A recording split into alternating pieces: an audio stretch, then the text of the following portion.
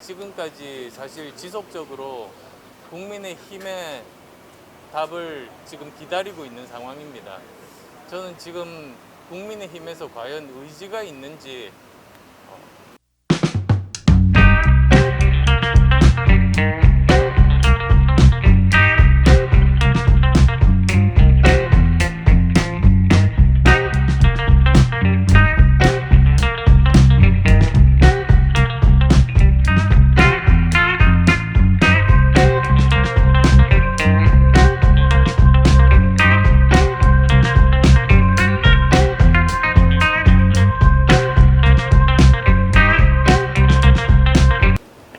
여기 대구 동산병원이 제가 작년에 20일간 여기서 의료 봉사했었던 곳입니다.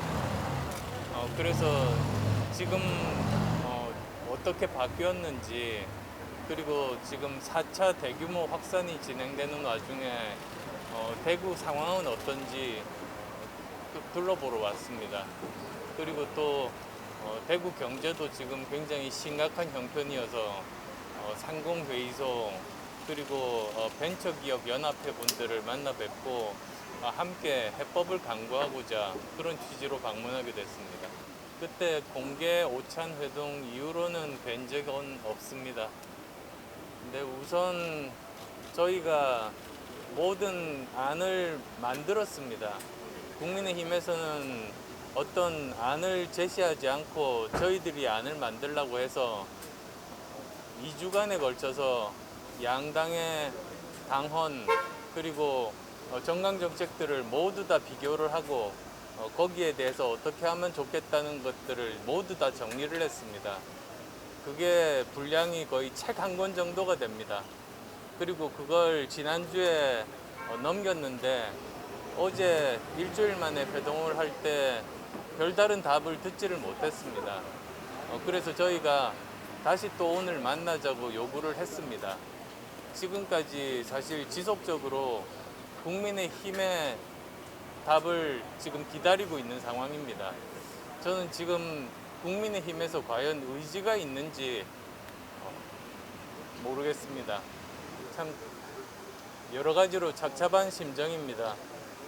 사실 그 드루킹 사건은 인류 역사상, 민주주의 역사상 세계 최대 규모의 여론 조작 사건입니다. 이런 일이 일어났다는 것 자체가 민주주의에 대한 가장 커다란 위협입니다. 그래서 지금 아주 늦었지만 그래도 거기에 대해서 이제 판결이 난 것에 대해서 그 판결이 난 것에 대해서 그런 가치를 부여하고 싶습니다. 다만 그것이 과연 그 선에서 그쳤었는가, 거기에 대해서는 좀 더 규명이 필요하다고 생각합니다. 지금 현재 방역 정책이 여러 가지로 허점이 많습니다.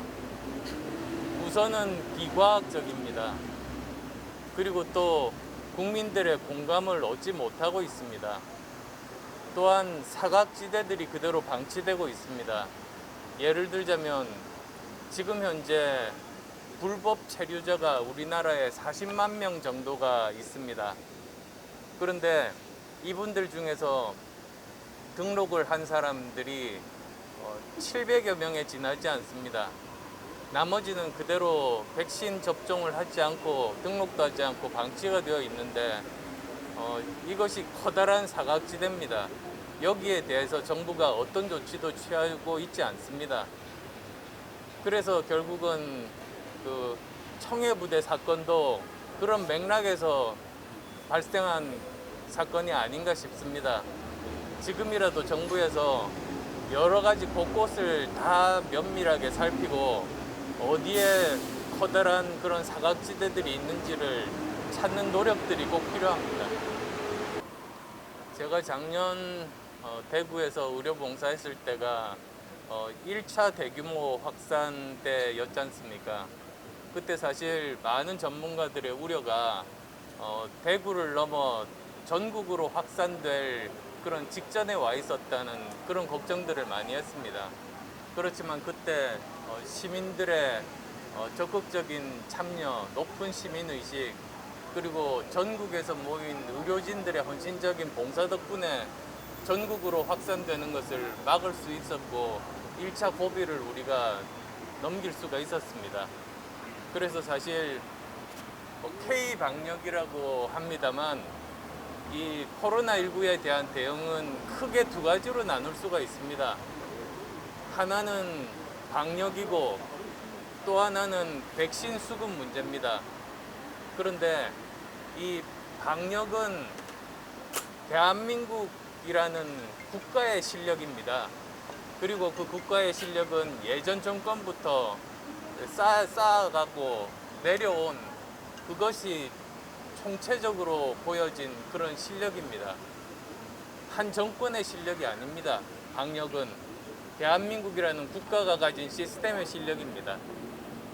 반면에 백신 수급은 그 정권의 실력입니다. 지금 현재 백신 수급 상황이 이렇게까지 된 것은 정권이 실력이 없기 때문입니다. 그래서 그전 정권과 그리고 국민들이 만들어 놓은 이 방역 시스템에 대한 것을 정권의 실력인 양 이렇게 호도하는 것 자체에 대한 문제